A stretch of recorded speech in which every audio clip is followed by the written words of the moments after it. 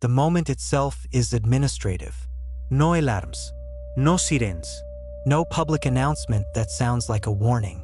Just signatures on documents, court rulings, policy changes justified with words like freedom, dignity, reform.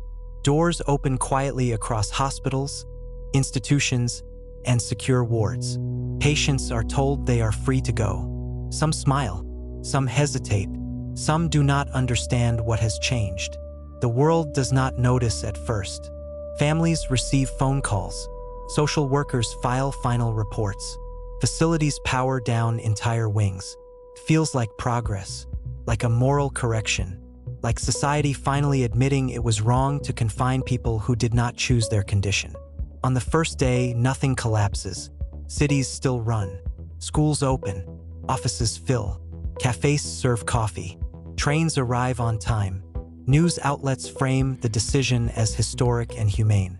Commentators speak about inclusion, about trust, about how fear has always exaggerated danger. Many people feel relief. Some believe crime will drop. Others believe creativity will bloom. There is a quiet hope that untreated minds will finally be allowed to heal on their own, guided by freedom instead of restraint. Social media fills with stories of misunderstood geniuses and harmless eccentrics. The illusion holds because the change is invisible. Mental illness does not announce itself. It blends in. It wears familiar faces. It walks through the same doors as everyone else.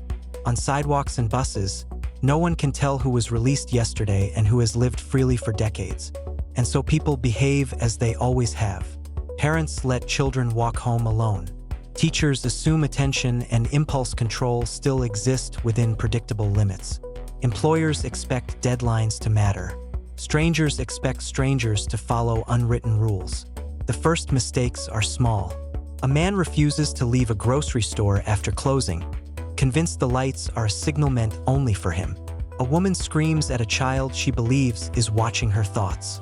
A driver stops in the middle of an intersection, overwhelmed by the certainty that movement will cause catastrophe. People film. People laugh nervously. People intervene the wrong way. They assume stress, drugs, a bad day. They do not realize that the structures that once absorbed these moments, medication, supervision, routine, are gone. Within days, patterns emerge. Emergency rooms begin to fill, not with patients seeking help, but with people brought in by police who no longer know what to do with them. There is no place to send them back to, no treatment to restart, no authority willing to reverse the decision. Teachers notice classrooms becoming unpredictable, not disruptive in a loud way, but unstable. Sudden emotional collapses, unprovoked rage, long, silent stares that last entire lessons. Children absorb it quietly, learning fear before they learn explanations. Workplaces change tone. Meetings derail. Instructions are misinterpreted as threats. Authority is questioned not politically, but existentially. Some employees simply stop responding, lost in internal logic that cannot be accessed from the outside. Public spaces grow tense. Not violent yet, but brittle. Eye contact feels dangerous. Small misunderstandings escalate because some minds no longer have brakes. Arguments that once ended with embarrassment now spiral into fixation. Police are the first system to feel the damage. They are trained to enforce laws, not manage untreated psychosis. Each encounter becomes a gamble. Too forceful and they escalate a delusion. Too passive and they lose control of the scene. Response times slow as officers remain trapped in situations that do not resolve. Hospitals follow. Psychiatric wards cannot reopen overnight. Staff who specialized in care have been reassigned or laid off. Medication supplies are no longer stocked at scale. Doctors face people who need long-term stabilization with nothing to offer but temporary sedation and release. The old rhythm is gone. Families fracture quietly. Some try to take relatives back in. Love collides with exhaustion. Sleep disappears. Homes become unpredictable zones where reality shifts by the hour. Others refuse, not out of cruelty, but survival. Doors close. Phone numbers change. Guilt becomes constant.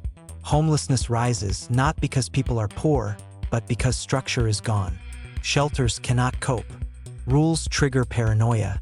Shared spaces amplify anxiety. Those who once functioned under routine now drift, not aimlessly, but according to internal maps no one else can read. Then come the accidents. Children injured by caregivers who misread reality. Fires started by rituals meant to cleanse a room.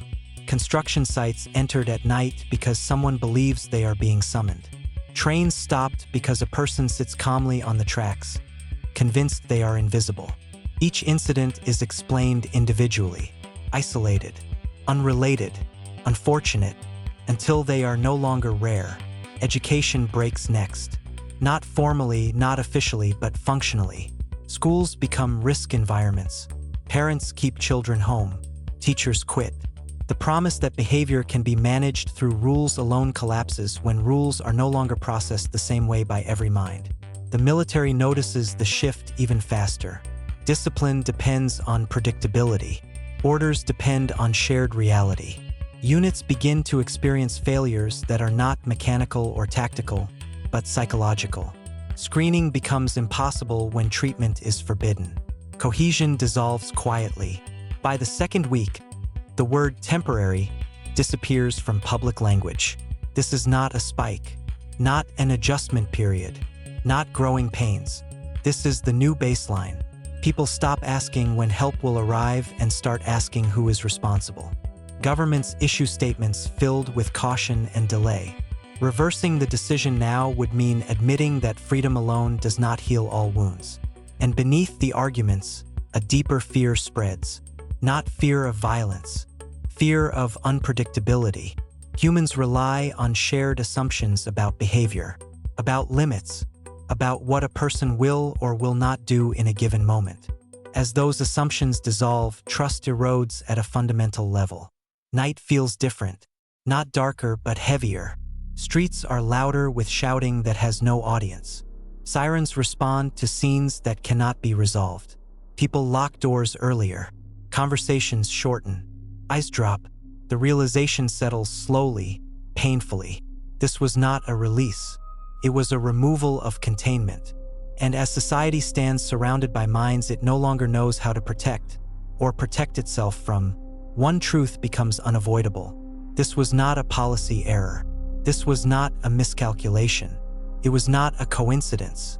It was a fundamental loss. What happens if all mentally ill patients are released without treatment? Part 2. Time passes, and shock loses its sharpness. Weeks become months. Months blur into a year. The world no longer waits for reversal. It reorganizes itself around absence, around the missing structures that once quietly held millions of fragile minds in place. Society adapts, but not gently. New rules emerge without being written. Public spaces shrink in purpose. Libraries become silent shelters where unpredictability is quietly pushed outside. Parks empty at dusk. Public transportation develops unspoken hierarchies: who rides where, who is avoided, which cars are safest. People learn patterns, not medical ones, survival ones. They learn which streets are calm and which feel unstable, which stores tolerate confusion and which enforce speed and compliance, which neighbors are safe to greet and which must be watched from behind locked doors. Freedom narrows, not by law but by fear. Those who survive best are not the strongest or the most compassionate.